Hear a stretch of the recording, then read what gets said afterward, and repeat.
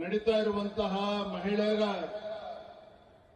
ಈ ಒಂದು ಬೃಹತ್ ಪ್ರತಿಭಟನಾ ಸಭೆಯಲ್ಲಿ ವೇದಿಕೆ ಮೇಲೆ ಆಸೀನರಾಗಿರ್ತಕ್ಕಂಥ ಕೇಂದ್ರದ ಸಚಿವರಾಗಿರುವಂತಹ ಗೌರವಾನ್ವಿತ ಪ್ರಹ್ಲಾದ್ ಜೋಶಿಜಿ ಅವರೇ, ಶೋಭಾ ಕರಂದ್ಲಾಜೆ ಅವರೇ, ರಾಜ್ಯ ಮಹಿಳಾ ಮೋರ್ಚಾದ ಅಧ್ಯಕ್ಷರಾದಂತಹ ಮಂಜುಳಾರವರೇ, ಮಾಜಿ ಮುಖ್ಯಮಂತ್ರಿಗಳಾಗಿರುವಂತಹ ಹಿರಿಯರಾಗಿರ್ತಕ್ಕಂಥ ಬಸವರಾಜ ಬೊಮ್ಮಾಯಿಯವರ ಆದಿಯಾಗಿ ವೇದಿಕೆ ಮೇಲೆ ಆಸೀನರಾಗಿರ್ತಕ್ಕಂಥ ಶಾಸಕರೇ, ಮಾಜಿ ಸಚಿವರೇ, ವಿಧಾನ ಪರಿಷತ್ ಸದಸ್ಯರೇ, ಪಕ್ಷದ ಎಲ್ಲ ಹಿರಿಯ ಮುಖಂಡರೇ, ವೇದಿಕೆ ಮುಂಭಾಗದಲ್ಲಿ ಆಸೀನರಾಗಿರ್ತಕ್ಕಂಥ ಶ್ರದ್ಧೆಯ ತಾಯಂದಿರೇ, ಪತ್ರಿಕಾ ಹಾಗೂ ಮಾಧ್ಯಮದ ಸ್ನೇಹಿತರೆ, ಬಂಧುಗಳೇ,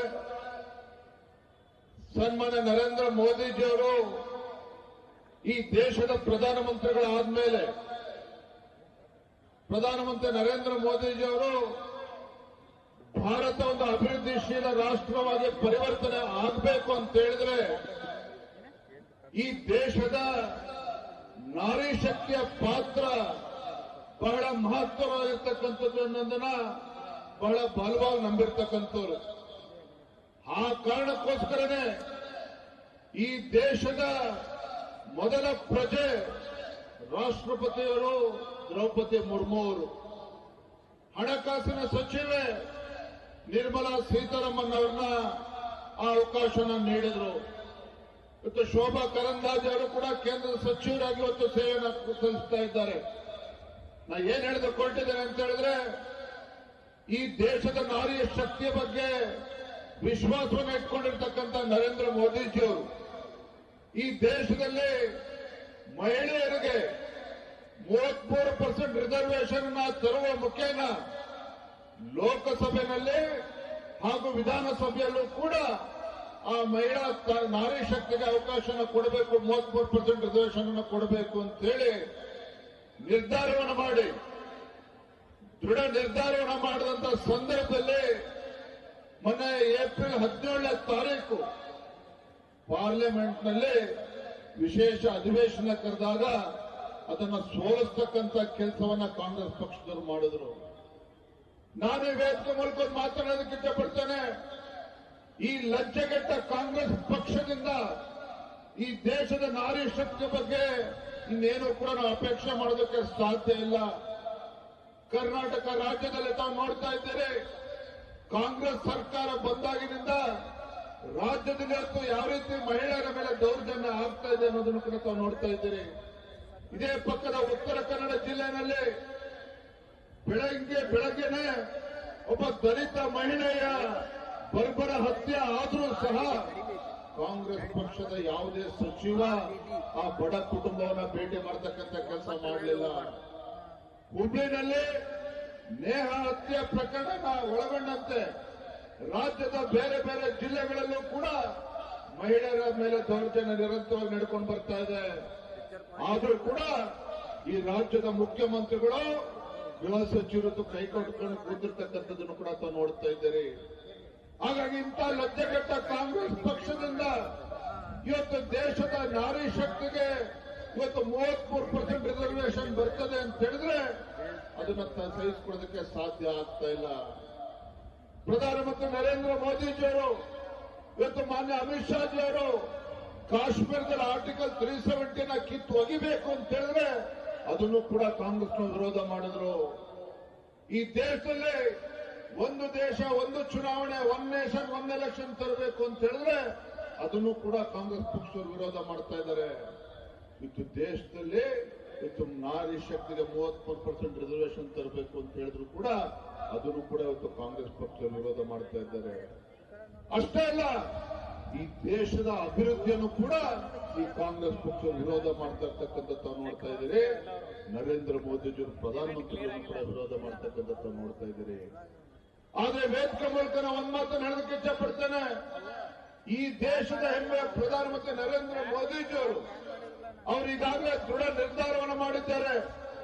ಯಾವುದೇ ಕಾರಣಕ್ಕೂ ಇಟ್ಟಂತ ಹೆಜ್ಜೆಯನ್ನ ಮುಂದಿಟ್ಟಂತ ಹೆಜ್ಜೆಯನ್ನ ಹಿಂದೆ ತೆಗೆದುಕೊಳ್ತಕ್ಕಂಥ ಪ್ರಶ್ನೆ ಇಲ್ಲ.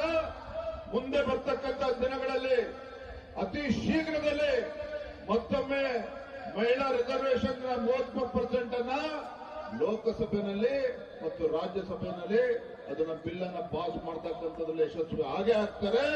ಅದನ್ನು ತಡಿತಕ್ಕಂಥ ಶಕ್ತಿ ಇವತ್ತು ಕಾಂಗ್ರೆಸ್ ಪಕ್ಷಕ್ಕೆ ಇಲ್ಲ ಅನ್ನೋದನ್ನು ಕೂಡ ನಾನು ಈ ಸಂದರ್ಭದಲ್ಲಿ ಹೇಳೋದಕ್ಕೆ ಇಚ್ಛೆ ಪಡ್ತೇನೆ. ಶ್ರದ್ಧೆ ತಾಯಂದ್ರೆ, ನಾವಿವತ್ತು ಜಾಗೃತರಾಗಬೇಕಾಗಿದೆ. ಇಂಥ ಲಜ್ಜೆಗೆಟ್ಟ ಈ ದೇಶದ್ರೋಹಿ ಮಹಿಳಾ ವಿರೋಧಿ ಕಾಂಗ್ರೆಸ್ ಪಕ್ಷವನ್ನ ಬುದ್ಧಿ ಕಲಿಸ್ತಕ್ಕಂಥ ಕೆಲಸ ಇವತ್ತು ನಾವು ಮಾಡಬೇಕಾಗಿದೆ. ನಾವು ನಮ್ಮ ಗ್ರಾಮಗಳಲ್ಲಿ, ನಮ್ಮ ಕ್ಷೇತ್ರಗಳಲ್ಲಿ ಯಾವ ರೀತಿ ಕಾಂಗ್ರೆಸ್ ಪಕ್ಷ ಈ ತಾಯಂದ್ರನ ಮಹಿಳೆಯರಿಗೆ ಇವತ್ತು ಅನ್ಯಾಯ ಮಾಡ್ತಾ ಇದೆ ಅನ್ನೋದನ್ನು ಕೂಡ ಸಾರಿ ಸಾರಿ ಹೇಳುವಂತ ಕೆಲಸವನ್ನ ನಾವು ನೀವೆಲ್ಲರೂ ಸೇರಿ ಇವತ್ತು ಮಾಡಬೇಕಾಗಿದೆ ಅನ್ನೋ ಮಾತನ್ನ ಈ ಸಂದರ್ಭದಲ್ಲಿ ಹೇಳ್ತಾ ತುಂಬಾ ಸಂತೋಷವಾಗಿದೆ. ಇವತ್ತು ಹುಬ್ಬಳ್ಳಿ ಮಹಾನಗರದಲ್ಲಿ ಹುಬ್ಬಳ್ಳಿ, ಗದಗ, ಧಾರವಾಡ, ಹಾವೇರಿ ಜಿಲ್ಲೆ, ಅಕ್ಕಪಕ್ಕ ಜಿಲ್ಲೆಗಳಿಂದ ಇಷ್ಟೊಂದು ದೊಡ್ಡ ಸಂಖ್ಯೆಯಲ್ಲಿ ನಮ್ಮ ತಾಯಂದ್ರು, ಸಹೋದರಿಯರು ಬಂದು ಇವತ್ತು ನರೇಂದ್ರ ಮೋದಿಜಿಯವರ ಸಂಕಲ್ಪಕ್ಕೆ ಬೆಂಬಲವನ್ನು ನೀಡಬೇಕು ಅಂತ ತಾವೆಲ್ಲರೂ ಕೂಡ ಬಂದಿದ್ದೀರಿ.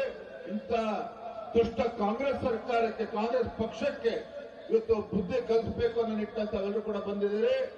ಮುಂದಿನ ದಿನಗಳಲ್ಲೂ ಕೂಡ ಈ ಹೋರಾಟನ ಮುಂದುವರಿಸೋಣ. ಇವತ್ತು ಭಾರತೀಯ ಜನತಾ ಪಾರ್ಟಿ ಯಾವತ್ತೂ ಕೂಡ ತಾಯಂದ್ರ ಪರವಾಗಿ, ನಾರಿ ಶಕ್ತಿಯ ಪರವಾಗಿರ್ತಕ್ಕಂಥದ್ದು. ಮಾಜಿ ಮುಖ್ಯಮಂತ್ರಿಗಳು ಸನ್ಮಾನ್ಯ BS ಯಡಿಯೂರಪ್ಪರು ಸಹ ಯಾವ ರೀತಿ ಭಾಗ್ಯಲಕ್ಷ್ಮಿ ಯೋಜನೆನ ತಂದ್ರು, ಯಾವ ರೀತಿ ಬೈಸಿಕಲ್ ಯೋಜನೆನ ತಂದ್ರು, ಈ ರಾಜ್ಯದ ಪ್ರತಿಯೊಂದು ಮನೆಯೂ ಕೂಡ ಅದು ಅರ್ಥ ಮಾಡಿಕೊಂಡಿದೆ. ಹಾಗಾಗಿ ಇವತ್ತು ನಾರಿ ಶಕ್ತಿಗೆ ಗೌರವನ ಕೊಡ್ತಕ್ಕಂಥ ಕೆಲಸ ಯಾವ್ದಾರ ಒಂದು ರಾಜಕೀಯ ಪಕ್ಷ ಮಾಡ್ತಾ ಇದೆ ಅಂತ ಹೇಳಿದ್ರೆ ಅದು ಭಾರತೀಯ ಜನತಾ ಪಾರ್ಟಿ ಮಾತ್ರ ಅನ್ನೋದನ್ನ ನಾವೆಲ್ಲರೂ ಕೂಡ ಅರ್ಥ ಮಾಡ್ಕೋಬೇಕು ಅನ್ನೋ ಮಾತನ್ನ ಈ ಸಂದರ್ಭದಲ್ಲಿ ಹೇಳ್ತಾ, ಈ ಸಂದರ್ಭದಲ್ಲಿ ಹೆಚ್ಚೇನು ಹೇಳಿದಾನೆ, ವಿಶೇಷ ಒಂದು ಮಾತನ್ನ ಈ ಸಂದರ್ಭ ಜೋಡಿಸೋಕೆ ಇಚ್ಛೆ ಪಡ್ತೇನೆ. ಮೇ 9ನೇ ತಾರೀಕು ಈ ನಾಡು ಕಂಡಂತ ಅಪ್ರತಿಮ ಹೋರಾಟಗಾರ, ರೈತ ನಾಯಕ, ಚಲದಂಕ ಮಲ್ಲ, ಮಾಜಿ ಮುಖ್ಯಮಂತ್ರಿಗಳು ಸನ್ಮಾನ್ಯ BS ಯಡಿಯೂರಪ್ಪನವರು 50 ವರ್ಷಗಳ ಒಂದು ರಾಜಕೀಯ ಪಯಣವನ್ನ ಪೂರೈಸಿರ್ತಕ್ಕಂಥ ಸಂದರ್ಭದಲ್ಲಿ ಬಡವರ ಬಂಧು ಯಡಿಯೂರಪ್ಪನವ್ರನ್ನ ಮೇ 9ನೇ ತಾರೀಕು ಚಿತ್ರದುರ್ಗದಲ್ಲಿ ಅವರಿಗೆ ಒಂದು ಅಭಿನಂದನೆಯನ್ನು ಸಲ್ಲಿಸಬೇಕು ಅಂತೇಳಿ ಎಲ್ಲ ಗುರು ಹಿರಿಯರು ತೀರ್ಮಾನ ಮಾಡಿದಂತ ಸಂದರ್ಭದಲ್ಲಿ ಮೇ 9ನೇ ತಾರೀಕು BS ಯಡಿಯೂರಪ್ಪನವರ ಅಭಿಮಾನೋತ್ಸವದ ಬೃಹತ್ ಕಾರ್ಯಕ್ರಮವನ್ನು ನಾವು ಹಮ್ಮಿಕೊಂಡಿದ್ದೇವೆ. ರಾಜ್ಯದ ಮೂಲೆ ಮೂಲೆಗಳಿಂದ ಸಾವಿರಕ್ಕೂ ಹೆಚ್ಚು ಸಂಖ್ಯೆಯಲ್ಲಿ ನಾಡಿನ ಎಲ್ಲ ಹಲಗುರು ಚರಮೂರ್ತಿಗಳು, ಜಗದ್ಗುರುಗಳು, ಮಠಾಧೀಶರು ಎಲ್ಲರೂ ಕೂಡ ಕಾರ್ಯಕ್ರಮದಲ್ಲಿ ಭಾಗವಹಿಸ್ತಾ ಇದ್ದಾರೆ. ಈ ದೇಶದ ಗೃಹ ಸಚಿವರು, ಉಕ್ಕಿನ ಮನುಷ್ಯ ಅಂತ ಖ್ಯಾತಿಯಾಗಿರುವಂತಹ ಮಾನ್ಯ ಅಮಿತ್ ಶಾಜಿಯವರು ಆ ಕಾರ್ಯಕ್ರಮಕ್ಕೆ ಬರ್ತಾ ಇದ್ದಾರೆ. ಬೆಳಗ್ಗೆ 11 ಗಂಟೆಗೆ ಆ ಕಾರ್ಯಕ್ರಮ ಪ್ರಾರಂಭ ಆಗ್ತದೆ. ರಾಜ್ಯದ ಮೂಲೆ ಮೂಲೆಗಳಿಂದ 8 ರಿಂದ 10 ಲಕ್ಷಕ್ಕೂ ಹೆಚ್ಚು ಅಭಿಮಾನಿಗಳು ರಾಜ್ಯದ ಮೂಲೆ ಮೂಲೆಗಳಿಂದ ಬರ್ತಾ ಇದ್ದಾರೆ. ತಾವು ಕೂಡ ನಮ್ಮ ತಾಯಂದ್ರು, ತಾವೆಲ್ಲರೂ ಕೂಡ ದೊಡ್ಡ ಸಂಖ್ಯೆಯಲ್ಲಿ ಬರಬೇಕು, ಸನ್ಮಾನ್ಯ ಯಡಿಯೂರಪ್ಪರನ್ನ ಆಶೀರ್ವದಿಸಬೇಕು, ಆ ಕಾರ್ಯಕ್ರಮದಲ್ಲಿ ಭಾಗವಹಿಸಬೇಕು ಅನ್ನುವ ವಿನಂತಿಯೊಂದಿಗೆ ನನ್ನ ಮಾತುಗಳಿಗೆ